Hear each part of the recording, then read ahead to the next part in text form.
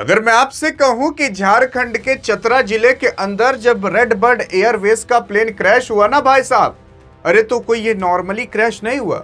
आइए देखते हैं कि इसके पीछे की सच्चाई क्या निकल कर आई है।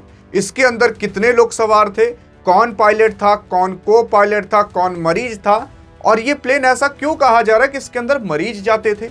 और उसी के ही साथ साथ जब पायलट ने कहा कि मैं 11 बजे तक पहुंच जाऊंगा, लेकिन उसके बावजूद भी ये प्लेन कैसे क्रैश हो सकता है।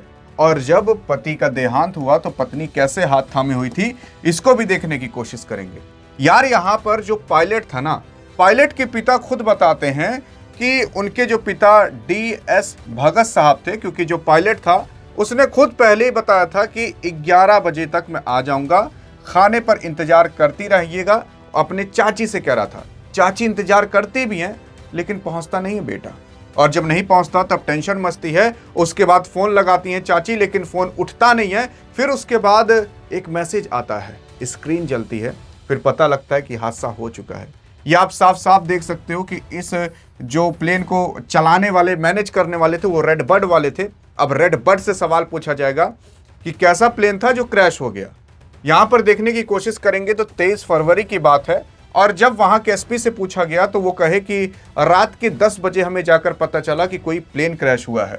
अब उन्होंने बता दिया है वहां के जो SP थे कि अब दिल्ली से टीम बुलाई जाएगी जो इस प्लेन के अंदर लगे हुए ब्लैक बॉक्स है उसको खोजने की कोशिश करेगी। ब्लैक बॉक्स वही जो ऑरेंज कलर का रहता है, क्योंकि ब्लैक बॉक्स इसलिए नाम रखा गया ताकि हर जगह ब्लैक रहेगा तो वो ऑरेंज कलर का रहेगा तो दिख जाएगा। तो यहां पर उस ब्लैक बॉक्स को खोजा जाएगा और पता लगा जाएगा कि आखिरकार पायलट के साथ क्या हरकत उस टाइम बीती होगी, या प्लेन के अंदर क्या हरकत बीती होगी जिसकी वजह से ये प्लेन क्रैश हो चुका है। देख सकते हो कि कई तमाम जगह पर बताया जा रहा है कि 9 बजे क्रैश हुआ, क्या हुआ था, 11 बजे क्या हुआ था। इन सब के बारे में चर्चा करेंगे और कई सारे आर्टिकल्स गिर चुके हैं। लेकिन अब सवाल उठता है कि जो red bird Airways private limited company थी वो जवाब क्या देगी। उसका जवाब अभी ढंग से कुछ आया नहीं है, लेकिन आप देखने की यहां पर कोशिश करेंगे तो इसके अंदर कौन कौन सवार था पहले एक बार उसे क्लियर कर देते हैं।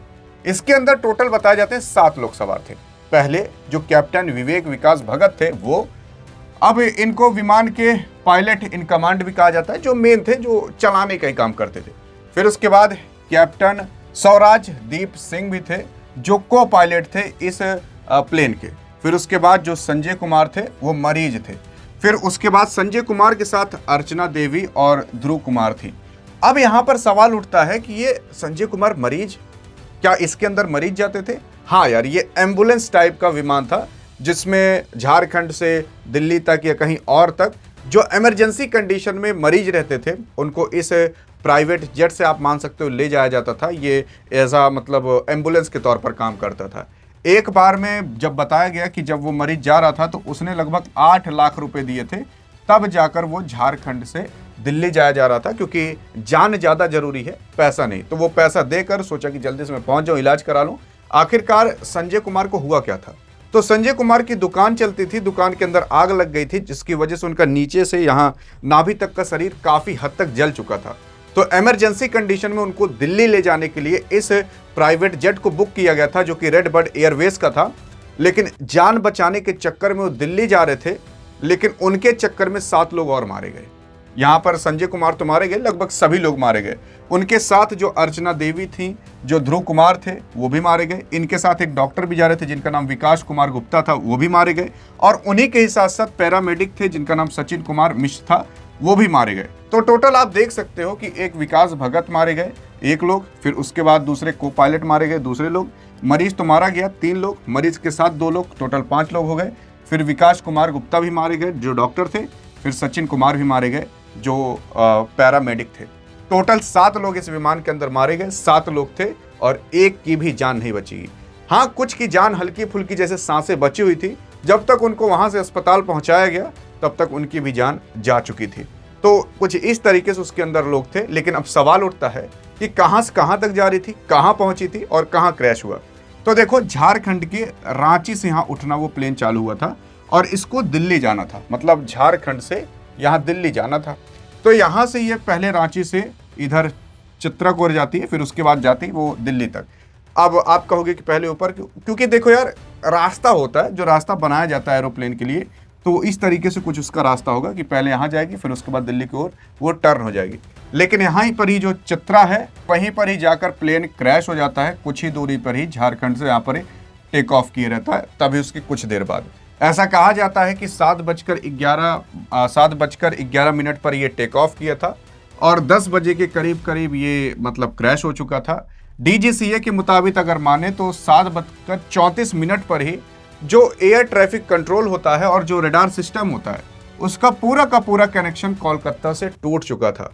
मतलब इस प्लेन का कनेक्शन कोलकाता से था और कोलकाता से जो एटीसी यानी कि एयर ट्रैफिक कंट्रोल जो बताता है कि एयर यानी कि हवा के अंदर कितना ट्रैफिक है, उससे संपर्क टूट चुका था और रडार का जो सिग्नल निकलता है उससे भी संपर्क लगभग 7:34 पर ही टूट चुका था।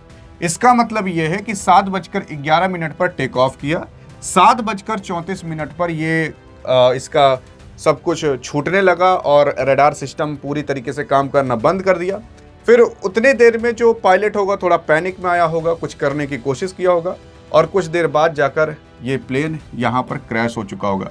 कुछ समय बाद पता लगा होगा तो लोग कह रहे हैं कि 10 बजे जाकर ये क्रैश हुआ, लेकिन क्या पता इससे पहले भी ये क्रैश होकर गिर चुका होगा, क्योंकि जब लोग पहुंचे होंगे, लोग देखे होंगे कि आखिरकार इतनी तेज आवाज़ कहाँ से आई, तो 10 बजे के करीब बताया जा रहा है कि ये मतलब हुआ था, क्रैश हुआ था और 11 बजे तक ये दिल्ली पहुंच जाता। मतलब 7 बजे निकला, 11 बजे तक दिल्ली पहुंच जाता, 3-4 घंटे के करीब में ये आराम से पहुंच जाता। लेकिन ऐसा नहीं हो पाया। तो यही पूरा का पूरा था कि कहाँ से उड़ा, कहाँ तक गया और किस वजह से क्रैश हुआ। किस वजह से क्रैश हुआ तो अभी आपको पता नहीं चलेगा, क्योंकि यहाँ पर ब्लैक बॉक्स जो मैंने आपको बताया था, यहाँ पर उस ब्लैक बॉक्स को निकाला जाएगा और फिर रिसर्च की जाएगी। लेकिन आप सोचते होंगे कि यार ब्लैक बॉक्स निकाल कर तुरंत पढ़ क्यों नहीं लेते।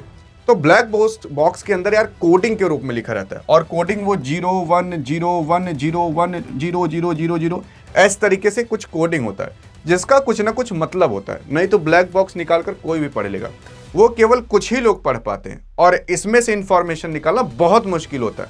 अब सोच कर देखिए कि एयर इंडिया कब का क्रैश हुआ था, उसके बारे में इंफॉर्मेशन अभी तक पूरी तरीके से पता नहीं लग पाई है और इनके बारे में भी इंफॉर्मेशन पता लगने में सालों साल लग जाएंगे और पता नहीं पता लगेगा भी कि नहीं। अभी हाल फिलहाल महाराष्ट्र के डिप्टी सीएम का भी तो क्रैश हुआ था प्राइवेट जेट, लेकिन उसके बारे में भी कुछ खास पता नहीं चल पाया। तो यहाँ से इंफॉर्मेशन निकालना बहुत कठिन होता है, केवल नाम के लिए होता है ब्लैक बॉक्स लगा था। हाँ, लेकिन काफ़ी हद तक ये चीज़ें निकाल ली जाती हैं। अब इस प्लेन के बारे में कब तक चीज़ें निकाली जाएंगी वो तो अब खुदा ही जाने। बाकी आपको क्या लगता है कि ये जो प्लेन क्रैश हो रहे हैं, इसके पीछे का रीज़न क्या है? क्या भारतीय सरकार को इसके ऊपर कुछ एक बार इंक्वायरी बैठानी चाहिए कि नहीं? क्योंकि कल को आप और हम कभी फ्लाइट में ट्रैवल करें, कहीं आप और हमारा नंबर ना आ जाए, तब पता चलेगा कि हाँ, किसी बंदे ने कहा था कि अगर एक बार जांच पड़ताल हो जाती तो ज़्यादा ठीक रहता, आज हमारी जान बच जाती। एक भारत नागरिक होने के नाते इस वीडियो को इतना शेयर कर देना ताकि सरकार तक पहुंच सके और वो एक इंक्वायरी बैठा सके।